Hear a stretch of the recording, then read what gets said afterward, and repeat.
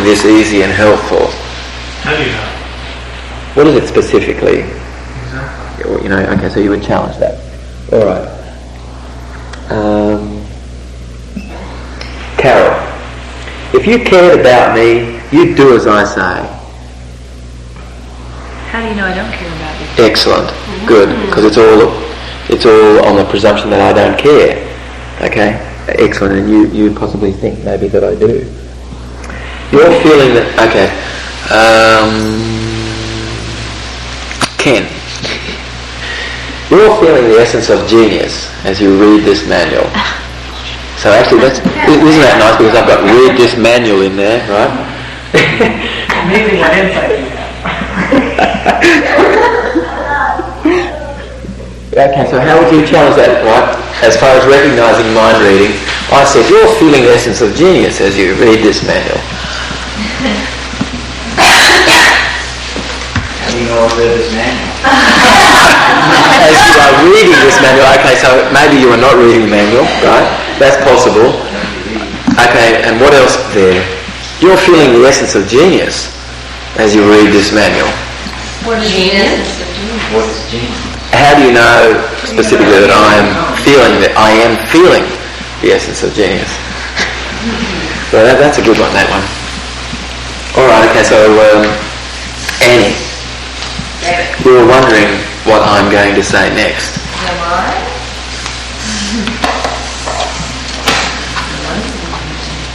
What is it specifically that I'm wondering that you're going to say What makes next? you think I'm wondering?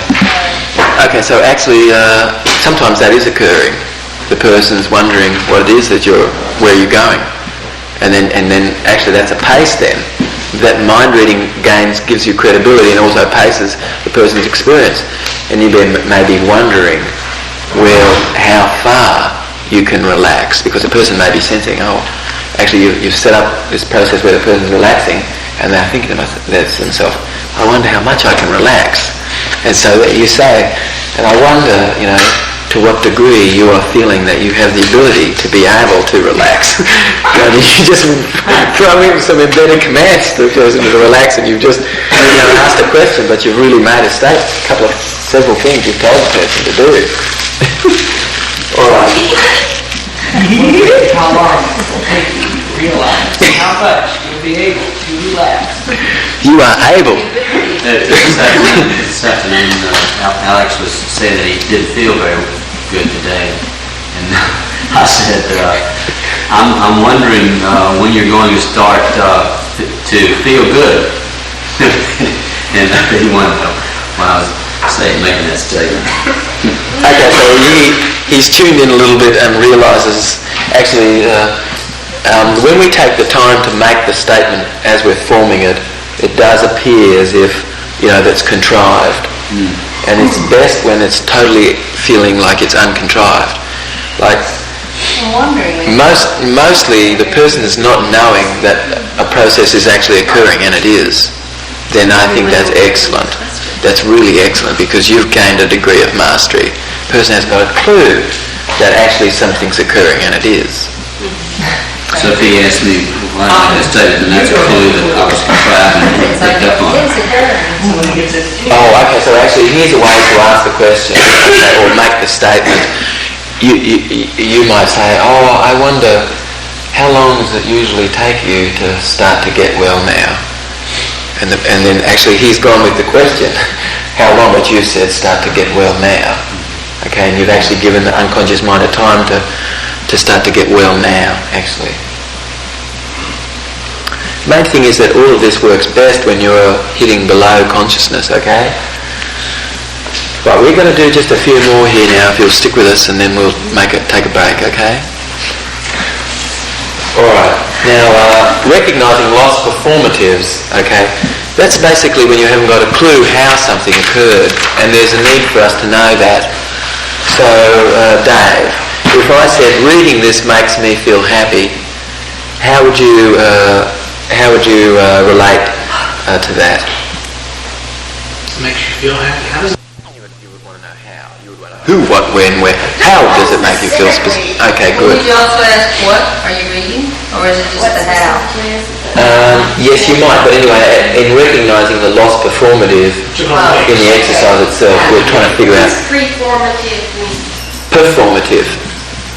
Performance. In other words, the performance is lost. How do we know how the performance occurred? Okay, so then you're using the meta model to get at that. All right, okay. I missed that one. Yeah, I don't get that one either. All right, let's do another one, Ginger. I'm feeling good today.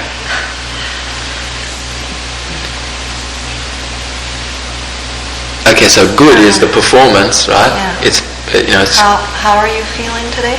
how specifically are you feeling good today? What is it specifically about today that you're feeling good about? And there's ways of going about it. The main thing is the performance of how I'm feeling good, you are not knowing. So actually I walk into a room and I ask someone, well, how are you feeling? And I say, good. Okay, so that's a normalisation. What I know is the person's kind of dissociated a little. Okay? Because the word that they spoke is just coming directly from a noun, coming from their right hemisphere. If they say how they're feeling good and they go from good to a verb, I'm feeling good about the idea that we're learning the meta model. Then I've used some verbs and nouns, and it's more likely creating whole brain functioning. Well, these are some semi-dangerous questions here. When you ask people, how are you, or how are you feeling today, you're liable to get really specific answers sometimes. Yes. Sometimes nominalizations are preferred, or lost performance. Yes, that's nice right. relative of just feeling good. Yes. So actually, the only reason why you really would challenge it would be to kind of get what the information was actually. That's all. To gain something. Okay. Now, only excellent people talk about their accomplishments. Excellent people? Okay, so that's challenging the generalisation. Okay, but what about the lost performative? Only excellent people talk about their accomplishments.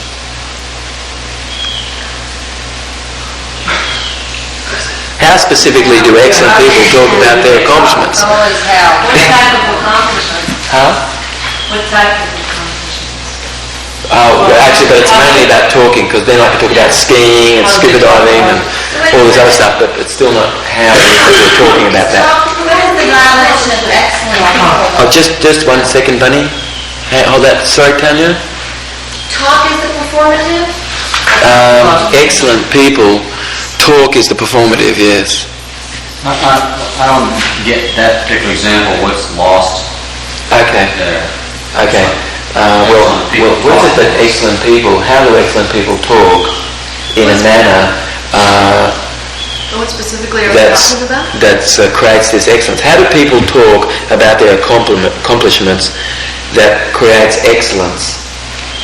What is it specifically that how they're talking about to be excellent people? When they talk about their accomplishments, how do they become excellent? So it's actually all about talking about accomplishments. And we're trying to figure out how is it that you are talking about your accomplishments that enables you to be able to feel excellent. So this whole thing is like a generalization, and by finding out how it is that they talk, we begin to get more specific. Yes, because the main thing is that if you were interested in figuring out how the performance arose, then the question probably mostly will be how, a how question. Okay? All right. Richard, what are you going to tell me next about how much you've changed? Oh, excuse me, that's pre-subject. Okay, here. There's only one way to ski the moguls. How specifically do you ski the moguls? Okay. All right. So if I said, Jenny rides the bicycle well, and it was interesting for us to get the information on the performance. How does she do that? How specifically does Jenny ride the bicycle well? Okay. These are also called value judgments. Pardon? These lost performatives are also Yes. called value judgments. My understanding is that in all of these things, someone is is making any difference. There's one Yes. person that's declaring Yes. this or that. Right. So there's only one way to see the moguls, I would say, according to whom? Says who? Yes, if you were challenging the missing referential index, Johnny, you would say who specifically, who is this one, person actually? What is it? Who is that? Okay. How about, what way is that? Huh? How about, what way is that? Oh. That's another. Yes. But the main thing is you're getting at how the person or what it's that they're doing about skiing the moguls. That's excellent. Or that's What did you say the number 3. good answer for that was? Only excellent people talk about their accomplishments. How specifically do people talk about their accomplishments that feel excellent, or how specifically do excellent people talk about their accomplishments? To get a handle on that. Specifically, a mogul skiing this way. Yes, okay. There's a number of things that you could challenge with that number 4, isn't there? Because the person's created a generalisation. There's no way that we know who this one person is. No, there's only one way to ski the moguls, right? You don't even know what that is. Yeah, okay. So what's the purpose of recognizing lost performance? The ability to be able to figure out how it is that Jenny rode the bicycle well. If it was important for Andy to know how it was that Jenny's riding the bicycle well, then it would be important to ask that question. How specifically is Jenny riding the bicycle well? Also, it seems to me with all these statements, Yeah.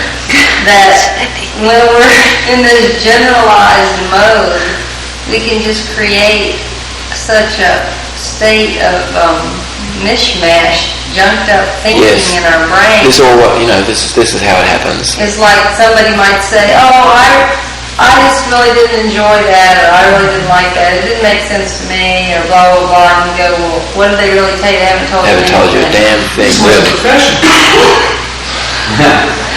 Or they, this So then, okay, so I say that isn't professional. Okay, now, please, somebody challenge that. that's What is professional? Right. How is that professional? Excellent. And what is that? What specifically is that? Yeah. And what specifically do you mean by being professional? And then the person says, well, caring for others and making sure that, the person's... What do you mean, caring? Okay, yes, and then you could go further actually with the person, and I would say making sure that that the decisions that are made are prudent, and that prudent. And okay, so excellent. All right, so then I would say that the decision that's made is ecological to the person, that it's something that's forwarding us, that What do you mean, ecological? that the repercussion of the act itself is creating wellness, and that it's something which the person is capable of doing. Actually, you could go on and on. Oh no, yes, that's right. But the main thing is, So you could go on and on Specific information. using all of these violations. And I could go on and on requesting you to try to kind of get you to be more specific. And it would be the person who's said the last word. That's the only way to do But you it. can okay, all right. Let's just say that I think that let's just say, okay, here. I think that Tanya is professional and you're not. Okay? Now, we can figure out what it is, what I'm meaning when I'm looking at Tanya and saying that she's professional and you're not. You would say then, well, how specifically is Tanya professional? And then I say, she listens to what it is that's said. She has this great ability to be able to use her voice to direct the questioning in a certain way.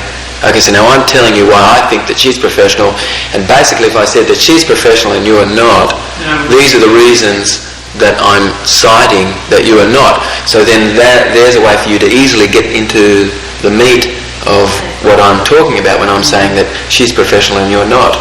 So what you're saying is you would like him to listen more to you?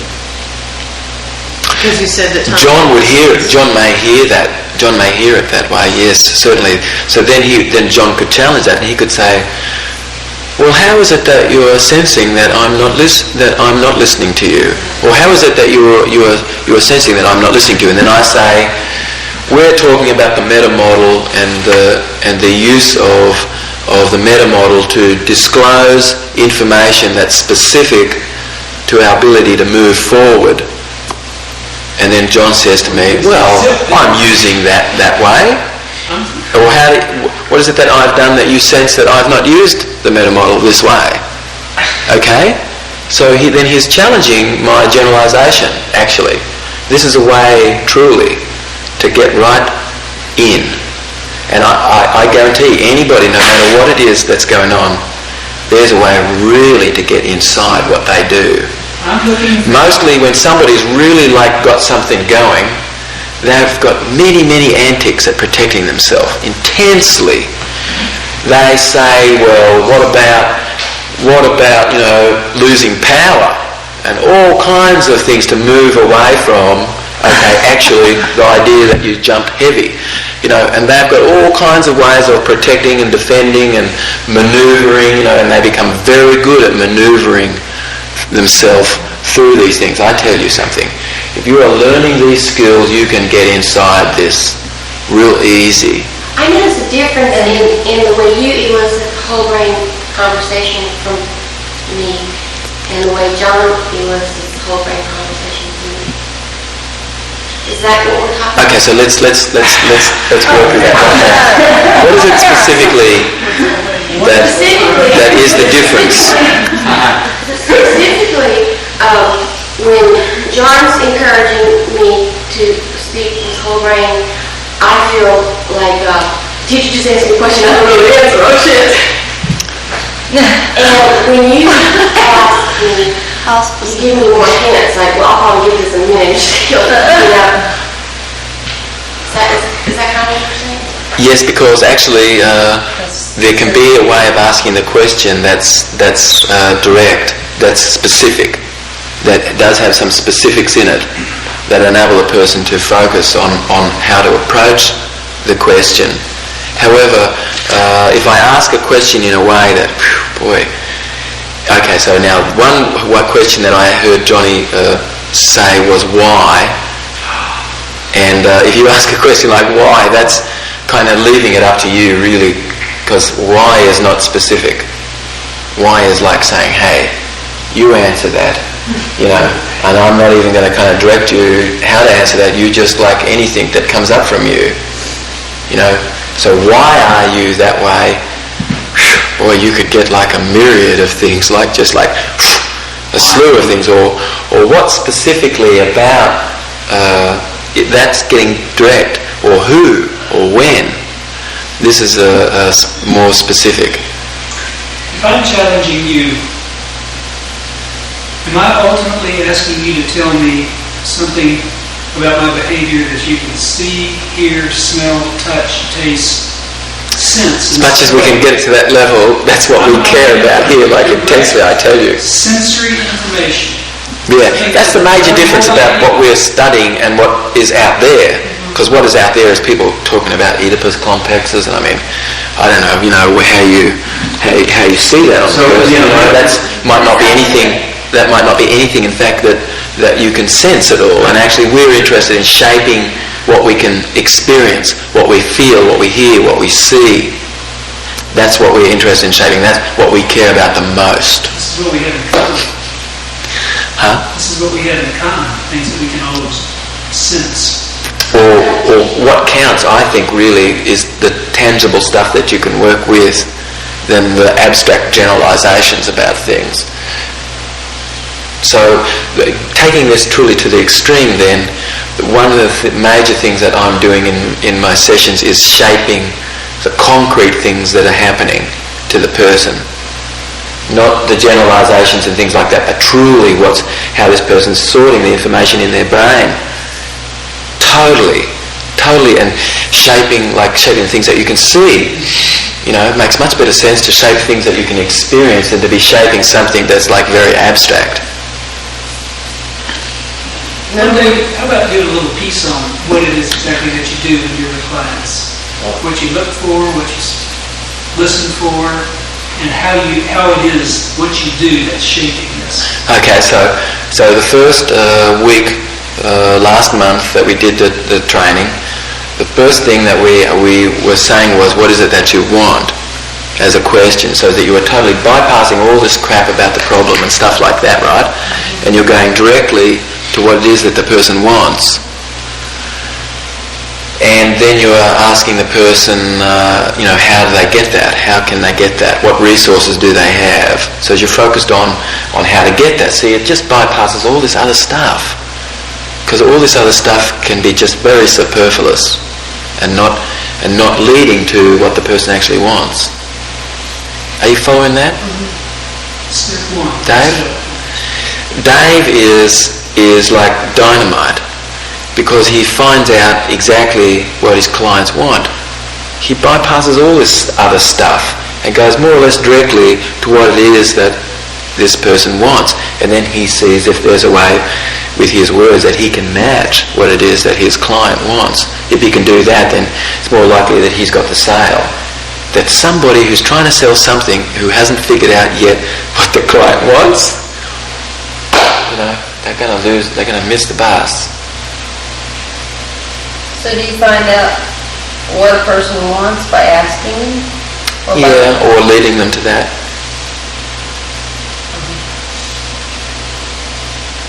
That's a good idea. Where's Ned? So Ned in his sessions with people, what is it that you want? Actually, and the person says, well, I want to feel like a little bit of a kind of a flow, in my bag again, rather than what would you get if you said, now, what's the problem?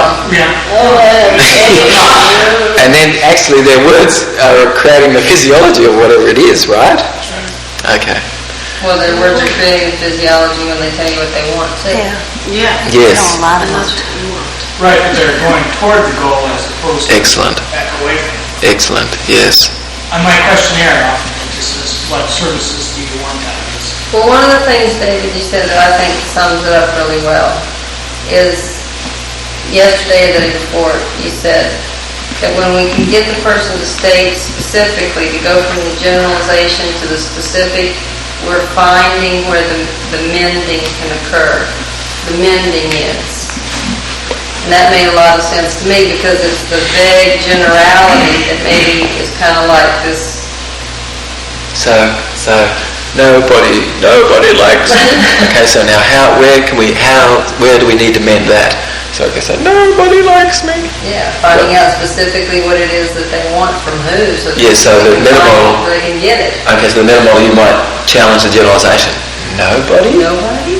And actually that's kind of starting to mend the net, actually, because that's where the net's kind of torn a little bit.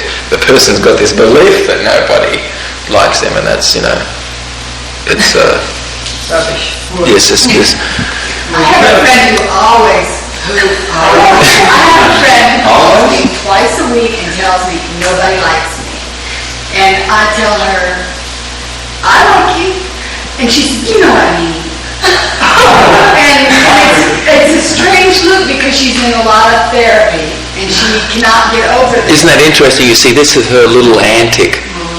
Like just totally not even hearing what you said and what she said. That's it. Because she's saying to you that nobody, and she's like calling you nobody and getting away with it. What do you mean nobody? Yes, Terry. I would go, what do you mean nobody?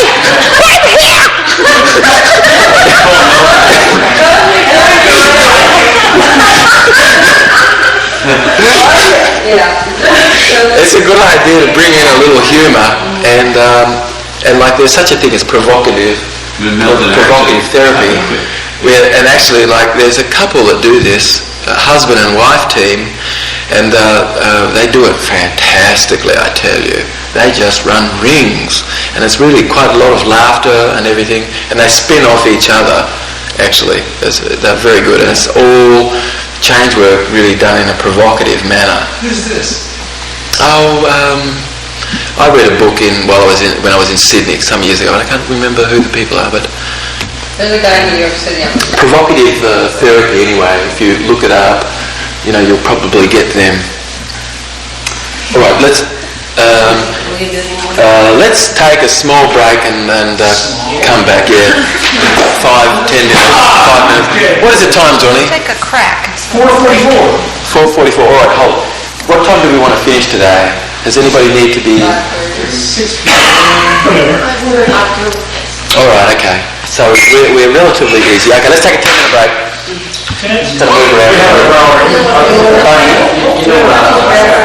I know. Actually, you get down to the I was just about to get that. no, otherwise it you every word is Do you want to do or do you want to do, what do you want to do? I think we should probably finish these. You don't see ladies getting it on Is this one or flat out? You know what I'm saying? It's all different. Right. And in other words, it gets more and more specific, and it can never be the thing except that it's always the same. Right. So that's what I mean. I'm just like philosophical. So it's like asking questions really narrows it down to a level where it satisfies what it is you need at that point. And then that's when you start asking questions you can Or go with a little group and rehash. What do you think about that? Oh, I think it's really good.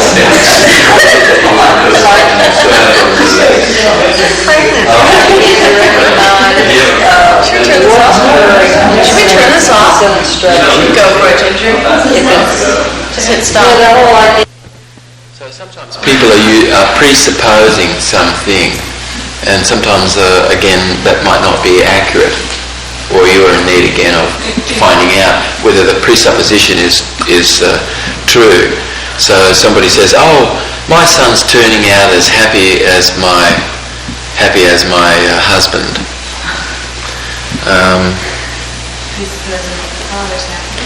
Yes. Okay. So what is the presupposition there? My son is turning out as happy as my husband. What's the presupposition? That the husband is happy. Okay. So how would you challenge that? That might not be true. You might sense that that's not true. How do you challenge that? How do you feel that your husband is happy? Yes. Okay. Yes. Yes, excellent, okay. So you're challenging...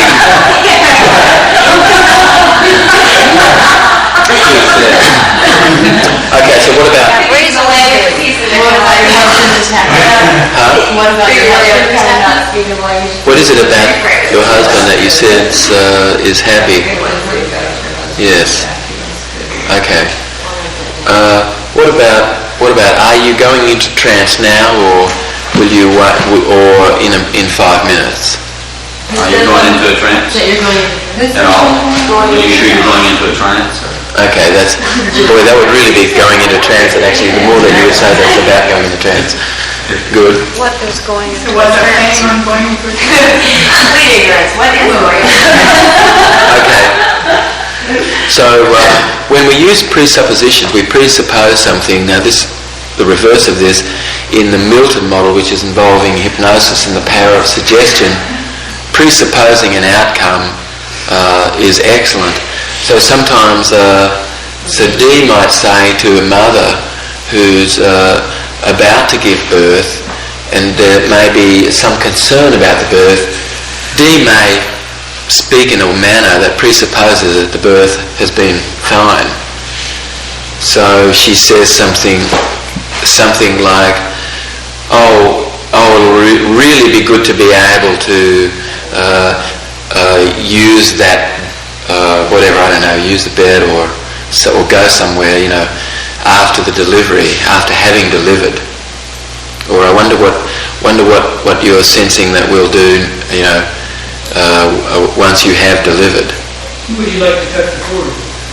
Yes, or something about after the presupposing that the birth has taken place.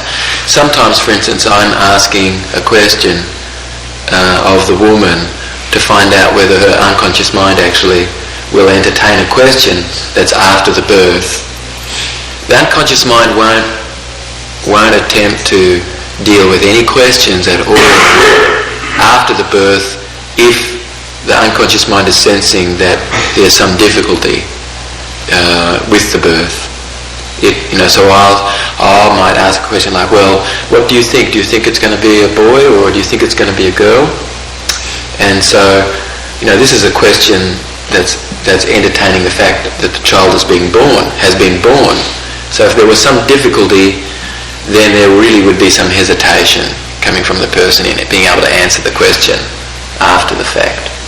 Where would, when you say that the unconscious mind won't deal with it if it thinks there's a difficulty, where would thinking that there's a difficulty come from? Possibly a belief coming from mother or from role models, other role models, or some belief that the mother expecting mother has. Okay. Or quite possibly too, it could be something that's related actually physically to some process. Okay. The main thing is simply the mother's mind, her unconscious mind is kind of not going to entertain a question beyond something which is truly she's in need of getting through. So that's a way of finding out, there possibly is something that's there. So that's a good one. Are you going into trance now or in 5 minutes is presupposing what?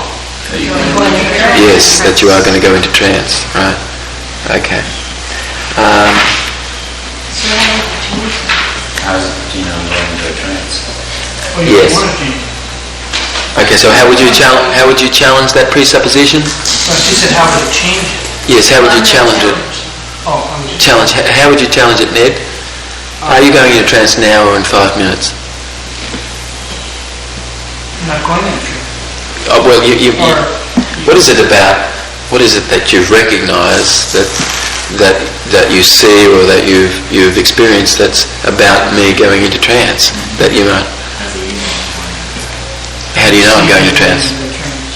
Right. Okay. So you are understanding when there's a presupposition there, and that sometimes that's a good idea to challenge it. All right. Now this is a good one. Recognizing cause and effect. Okay.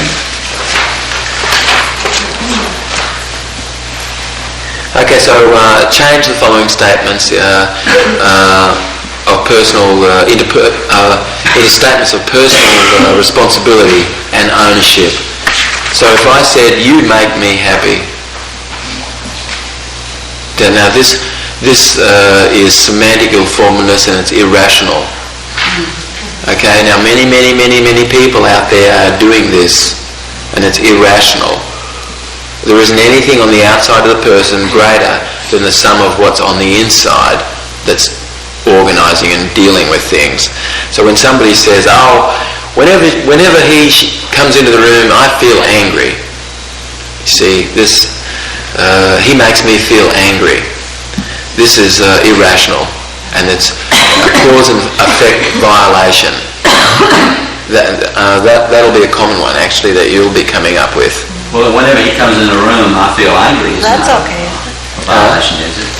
Whenever he comes into the room, I feel angry. That's not a violation, but He makes me he makes me feel angry. Yeah, his coming into the room makes me feel angry. Yes. It's a violation. That's a violation. The way he does that makes me feel Okay, so how would you challenge that, and so the person is taking responsibility and ownership of the statement? You feel happy? How? Because it's about you. Okay, so the one is you make me happy. You're happy. What is it that make you happy? What's that? How is it that I make you happy? No. I feel happy, First change. especially with you. Yes. Say it again. I feel happy, especially with you. Yes, that's a statement. That's a statement that's taking personal responsibility for cause and effect. So if there's a way for us truly to start to get this into our own language and in the language of others, this clears up much stuff that's out there. Okay? I feel happy when I'm with you. Yes, that's taking personal responsibility. Right. Okay, let's do another one. Attending this course makes me feel secure. Okay? Attending this course makes me feel secure. How do you take personal responsibility? Well, actually, let's leave the word challenge. We're restating. Restating it, taking personal responsibility. I feel secure when I take this course. Well, I'm attending this course. enjoying developing feelings secure. Okay, so the main thing is it's coming from the person that they're feeling good about attending the course. I feel good, I feel secure about attending this course. As I attend this course, I'm feeling secure. How about just Yes, different- that would be good too. How about just I feel secure and I'm attending this course, or I like this course? Why? Because the two are related. The person's feeling good about attending this course. So would this be the best way to challenge a statement like that, to rephrase it where they're taking responsibility? Oh, just simply that you are recognising cause and effect here, actually, and that when somebody's really making a violation of that, when they say the tree makes me feel, pissed off or something, that's right. I mean, this is ridiculous, but people are saying this, you see. Whenever somebody says something like that, I'm laughing inside. I think that's very funny, because it's really, it's irrational. The person's saying stuff that's totally irrational. This conversation allows me to feel connected. I feel connected having this conversation. Excellent. Okay, now, Ali's really got this down. Now, all right, now I want somebody else to do this next one. This pill will make you feel better. I feel better when I take this pill. Okay, excellent. Good on you, Carol. Okay, so now that's a major violation, isn't it? That people are saying that the pill is going to make me do this, or the pill is going to, this little thing here. They always talk about this little thing here, like that's the thing. In fact, if you're around people who have taken drugs recreationally, you see this like a lot, where people are saying it's this stuff there, and that's bull dust. It's not that at all. It's much more what's going on here than anything else. Okay. Okay, so it's a good idea to state the thing in a manner that empowers the person rather than putting the power on the outside of the person. Okay? All right. Okay, so deletions.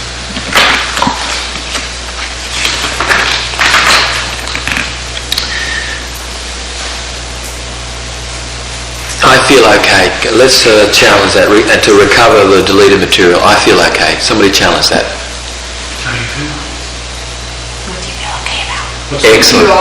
Excellent. Okay. What? Okay.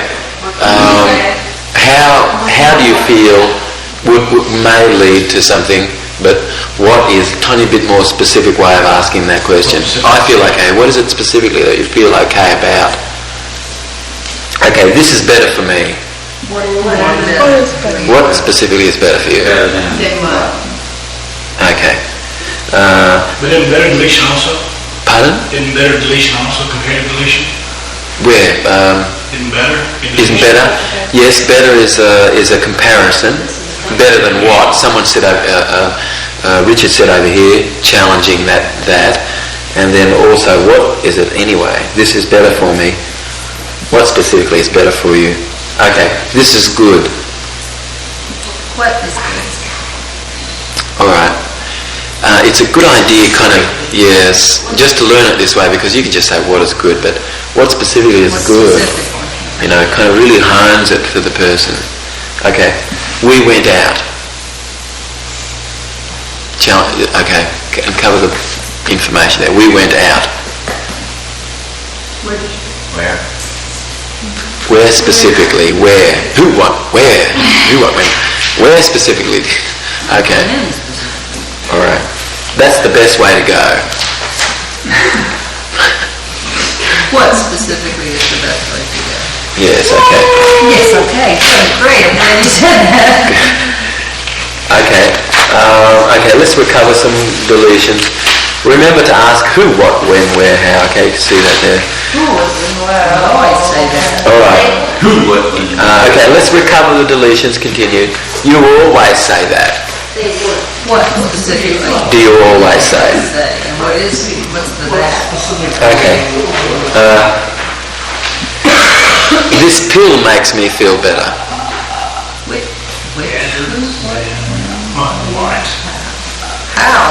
How specifically do you feel better? Okay, actually now, What's specifically in there? In the pill makes you feel better? No, it's about what specifically about taking this pill makes you feel better? That's recovering the deletion. But actually, is that a yes, recovering the deletion. Pill make you feel better? Pardon? How does this Yes, but actually also it's a violation of cause and effect too, isn't it? Yeah, make So- forces to find out what they feel, how they feel better. Yes, but you know, when you come up with something like that, How do you feel better after you've taken the pill? yes, what is it about the way that you feel when you take this pill that you know that you are feeling better about or something? But anyway, the main thing is that when something comes up like this, you will challenge what it is that makes sense to you to challenge. It's possible that truly the cause and effect thing is what you would want to challenge, because the person has got this idea that it's this which is actually doing the thing, and that that they are not responsible for what it is that's happening. Okay, or you just simply want to find out what is it about the taking the pill that makes you feel better. Okay, eating fast food is good. For what? What specifically is good? What? Good in what way? Okay, eating fast food is good. All right. Communicating is... Pardon? Good for the fast food orders. Yes. All right, communicating is hard. No, it isn't. Yes. What specifically about communication is hard? Excellent. Excellent. Okay. It's not fair. What specifically? Okay, good. Because you want to find out what it is. Isn't that interesting? People are using it like a lot sometimes, expecting you to know what they mean by it, and you might not know at all. Okay. You always give silly examples. What example? Specifically. Okay, excellent. There's a couple of things you could challenge there, right? You could challenge the generalisation, always. Silly? Possibly. You could Examples is you could not challenge. What is it about the examples that are silly? Yes. Okay. So also in that, then you would probably choose to go for the always before the deletion, right? Yes, because it's a gross. It's possibly not correct. Right. Always is not correct. Well, since But there may be some silly examples, right? Yep. I lost my freedom. Okay. What is okay? So change that back into a verb. What do you mean by freedom? I lost my freedom. I lost my ability to go where I choose. How is it that you lost your ability to be free? Okay, would be changing freedom as a noun, right, into something that's actually about the process of being free. So you turn the noun into a process word again, into a verb. I'm not free. What would be free to you? Yeah. Yes. I think I would go for act freely. But actually, but Richard, you see, is about being free. See, and I said I lost my freedom. I lost my freedom. What is it about being free that you lost would be uncovering that information specifically, turning freedom into a verb. And so it's orientating the person actually to action rather than the noun that they're using to describe something without having to ever disclose the process. So what would you ask them? I would want to find out about the process, and I would turn the noun into a verb, into a doing word to uncover the information. Which noun would you turn into a doing word? Freedom. And how would you do that? By turning it into the word free. You did it. I am not free. By turning it into the word free. See, freedom is the nominalization. Being free is the verb. So what would the sentence be? What is it specifically about being free have you lost? Or what is it specifically about acting freely that you've lost? That's really a verb. That's acting freely. Yes, you could do. Yeah, you could go put acting in there. What would free you? Or what do you consider freedom? What is it that you consider having lost about being free?